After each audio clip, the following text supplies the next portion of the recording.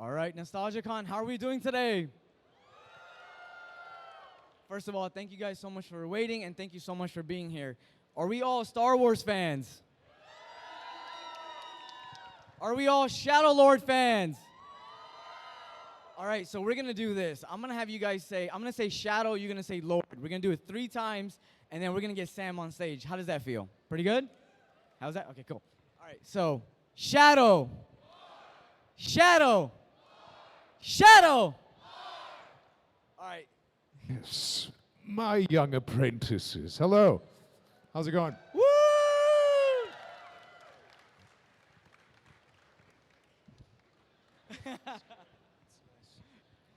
How's it going? Good. How's it going, Sam? Good, good. Well, he doesn't need any introductions, but we'll start off with this. Sam, if you don't mind introducing yourself, my friend. Hi, I'm Sam Witwer. Hello. The legend. Yes, I guess. Well, I don't know about that, but yeah, thank you. And Sam, before we begin, how are we enjoying Houston so far? It's been great. It's been really, really nice. All you people have been very, very kind. That's good. Awesome. I love it. All right. So before we begin, I just want to go ahead and say something from the heart, because I think the fans will go ahead and, they'll love to hear it as well and whatnot. So, Sam, you've been part of the Star Wars legacy for almost 2 decades, right? And your impact, you're not just part of the, Star Wars legacy. You're literally Star Wars lore as it is. So I'm sure there's so many fans that are just enjoying your work like no other. So I want to say thank you so much for everything. Oh, thank you. Thank you very much. Thank you. So on that note, like I said, you've been a part of the Star Wars legacy for nearly 2 decades and shaping one of its most iconic characters. And you've been a fan of that world for even longer than that. Hearing that, and whether you see it this way or not, I think many of us here would agree that you've cemented yourself into that legacy, like I said earlier. When you hear something like that, what does it mean to you personally? I suppose it's a tremendous responsibility, because I grew up with this mythology, and I'd like to serve Star Wars in any way that I can. So, yeah, that's how I feel about it. We love that. Thank you so much. Okay, so regarding the new show, how many of us have seen the first 2 episodes? And we love it, right? Awesome. Great job, Sam. Thank you. Seriously. Thank you. So from the, whether it's from the paintings to the visuals, storytelling, the music, animations, design, sound, the series truly, honestly has it all. And at the center of it, Maul. The intensity, the presence, and even the scream that has been woven into the lightsaber itself, it's pure artistry at its finest. So Sam, when you're bringing Maul to life, how do you tap into that level of intensity and detail to make every moment feel so powerful? Well, I don't know. I've been doing the character now for 15 years, something like that. It's really about trying to find new places for him to go. And it turns out there's plenty that you have yet to see from this character. A lot, in fact. He really goes through it in this show.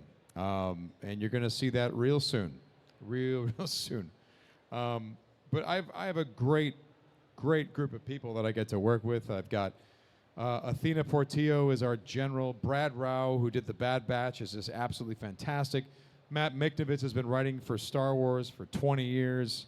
And my buddy David Collins, who's the reason I'm in Star Wars. David Collins was the lead audio on Star Wars The Force Unleashed. He also played Proxy in Force Unleashed, my droid sidekick. And he snuck my headshot into the pile to get me an audition for Force Unleashed. If he hadn't done that, I haven't been working on Star Wars for 18 years, So now, on Shadowlord, he's the lead audio on Shadowlord, and he also plays Spybot, who is my droid sidekick in Shadowlord. So it kind of comes full circle, the way Star Wars does.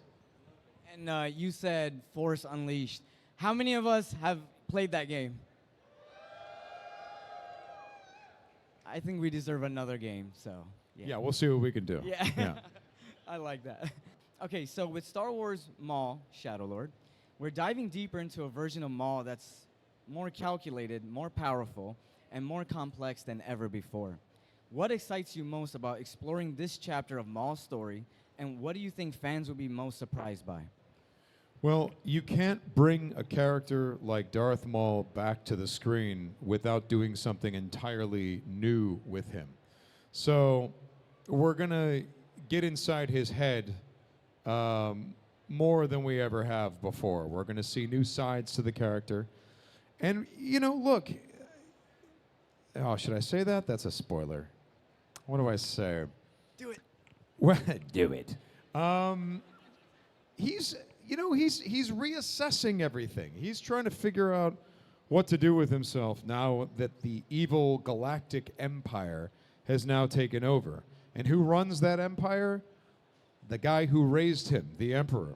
So Maul is in a very confused place right now where he is doing things a little bit differently than we've ever seen him do it before. Because if you think about in Clone Wars, the guy was always on the run. He shows spider legs, and then after that, he's just running.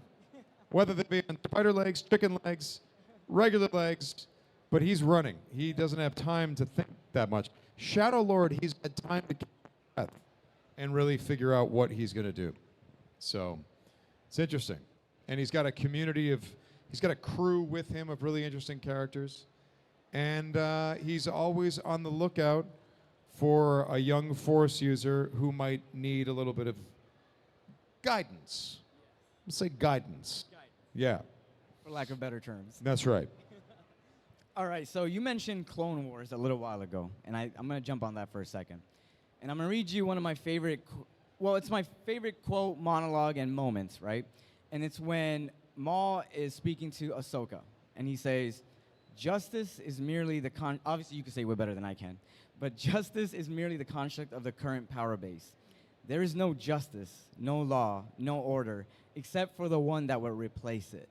And that one just hits hard for me, especially given in the time period we're in. But just hearing these lines alone in this day and age is incredibly powerful. But I can only imagine what it's like delivering them. So Sam, is there a particular quote or line that resonates most with you, either personally or professionally? And if so, what is it and why? Well, some of the best Maul dialogue you haven't heard yet. It's coming. So all of this stuff has to mean something to us when we do it. But we all Star Wars. It's all about creating new mythology for you. Because when I was growing up, me and my friends would be running around the playground, quoting the movies. And all of that wonderful dialogue, especially from the villains. They had some great dialogue. Everything that has transpired has done so according to my design. Stuff like that. So Maul has some pretty good dialogue. He's had some pretty good dialogue in the past, and he continues to have good dialogue. I think in the first two episodes, I think my favorite line has to be, "By all means, Jedi, leave." I like that. Thank you so much. And I think one of my favorites declaration is, "I have mastered the Force, and the Force serves me." Yes, indeed. And he has mastered the Force. Yes. Okay, so I do want to ask you this question, and it's a good one, actually. Fan engagement is very important, right? Because, the way I see it, right, in the anime industry especially, it's like a triangle. You have the writers, editors, producers, creators that create the show, right? Then you have the voice actors that breathe life into it. And then you have the collectors, the fans that preserve it and, keep it going.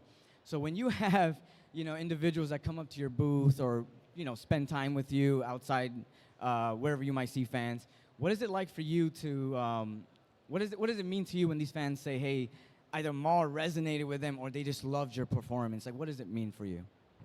Well, it's good news because they own it, it's the moment it comes out, it doesn't really belong to us anymore. It belongs to the fans, and it's really more about what they think. And it's fascinating to hear what people's theories are on this show. It's funny. There's a lot of podcasts, a lot of things, and there's this one in particular that totally has our number. They're already, and I'm not going to tell you who, but they're totally calling out things that happen on the show, and they're right. Everyone else is not, they're not quite doing, they're not onto us. There's this one podcast that's totally onto us. They're like, oh my God, they got our number. But yeah, it's fun. It's really fun to hear people take this stuff home and own it. That's what it's for. Give yourselves a round of applause, everybody. All right, so we all know that even before you got this role and everything, and you've been in this Star Wars world for the past 18 years, you're a big Star Wars fan. Yeah, big Star Wars fan. So is there a particular film that you liked a little bit more than the other, and a certain character that you can share with us? My favorite Star Wars film. I mean, there are certain moments that I already see people like trying to give signals. They're like,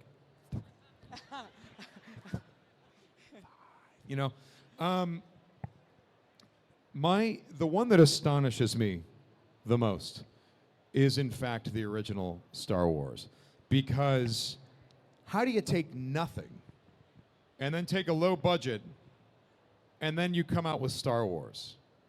I mean, think about how do you do that? Now, The Empire Strikes Back, it's a perfect movie, but it builds on Star Wars. Without Star Wars, there is no Empire Strikes Back. There is no Revenge of the Sith. None of that. So how did George Lucas, can you imagine that guy going into a pitch meeting in Los Angeles, like, oh, George, we really loved American Graffiti. Oh, yeah, thank you. Thank you very much. So we'd love to work with you, man. Blue Sky, what do you want to do next? Okay, so check it out. There's a dog. He really flies the car. It's a spaceship, and a dog flies it. And then there's a space wizard. And then there are these evil space wizards. And this guy has a black helmet. And he has the dark side of the Force, which is different than the light side of the Force, because you have to understand that the Clone Wars happened a long time ago. And the Galactic Senate and then the Death Star, and Tarkin is trying to get Princess Leia and the droids, R2-D2 and C-3PO, and the Jawas already have them on Tatooine, which is a desert planet, you understand. And Luke has a flying car. Can you imagine? Can you imagine that meeting? They're just like, you're crazy. We want to hire you just so we can fire you. Who are you? What is going on? But like all of that world in George's brain, how do you get that across? How do you get that information across and make it feel breezy, make it feel inevitable, make it feel like it always has been? And that's Star Wars. You watch that movie, all of that confusing gobbledygook, everything I just said is nonsense before 1977. After 1977, it makes all the sense in the world because that movie was so very well made. And it's the gold standard for me. It's the only Star Wars movie that really has a beginning, middle, and an end. Everyone else is a part of the same saga, but that original film, and not to mention, John Williams, right? Most composers are lucky. Some of the greatest scores. For example, let me name the score for Batman Forever. Batman, Elfman nails it. But all of the themes in Batman are one theme, which is kind of the genius of that, of that score. And that's it. The whole score is right there. I just sang it for you. And it's variations on that. Do, do, do, do, do. Yeah, same one. John Williams created in that first film, there's 5 hummable themes that stick in your brain. You got the Luke Skywalker theme. Ba, ba, ba, ba, ba, ba, ba. You've got what he called the Obi-Wan theme, which later became the Force theme. Ba, ba, ba, ba, ba, boo. You got the Rebel theme. You got Leia. Da, da, da, da, da, da. What? We're lucky if we get one. But we got tons. And then in the next movie, he's like, oh, you haven't heard the Imperial March yet, baby. Just wait. That's cool. But Star Wars is like that. Oh, you guys are... Hello. Star Wars is like that. Star Wars is a wealth of interesting ideas, right? You guys seen Krull? Remember Krull? No? Okay, I see some... Yeah, there we go. One person. Krull had this thing called the glaive, which was basically like, hey man, you like knives? Knives are awesome. You like boomerangs? Boomerangs are awesome. Well, it's a boomerang made of knives. And he throws it, and it comes back. Be like, what else do you have in your movie? That's it. It's basically just the boomerang made of knives. That's all I got. But, I mean, we can make a movie out of that, right? They're like, yeah? Boomerang made of knives? Are you kidding? Or, Beastmaster. Be like, the dude talks to animals. You're like, seriously? He does. Let's make a movie out of that. But George Lucas is like, Yeah, space wizards and the Force, the Empire, the Millennium Falcon, droids. I mean, like, any movie would be lucky to have one or two of those ideas. George has like 15 of them in the first movie alone. So, yeah, when it comes to Shadow Lord, we're always thinking about the fact that we have this extraordinary toy box to play with that George Lucas set up for us. So Star Wars is really extraordinary in that way, in that it's just so filled with interesting ideas, and they keep coming up with new ones, So it's really fun. I love that. Give it up for Sam, everybody. That was amazing.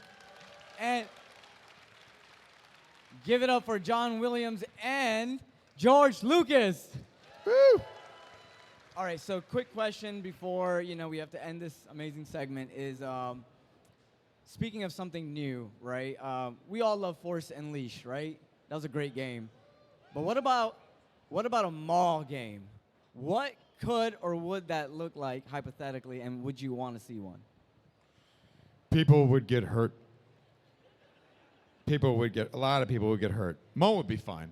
He's fine. No, what's interesting is that if someone were to come to me and say, we want to do a mall game, I could already spin them off on what the story would be. And I know what characters would be in it. Dave knows even better what characters would be in it. But, we've created sort of a world around Maul for this new show. And, boy, it'd be fun to build a video game off of that version of Star Wars, because Shadow Lord is a darker, more dangerous version of the Star Wars galaxy. It looks like that. It sounds like that. It's a very, very cool show. And thank you so much for all that you do. And seriously, one more time, give it up for Sam Witwer. And make sure, guys, you do see him at his booth.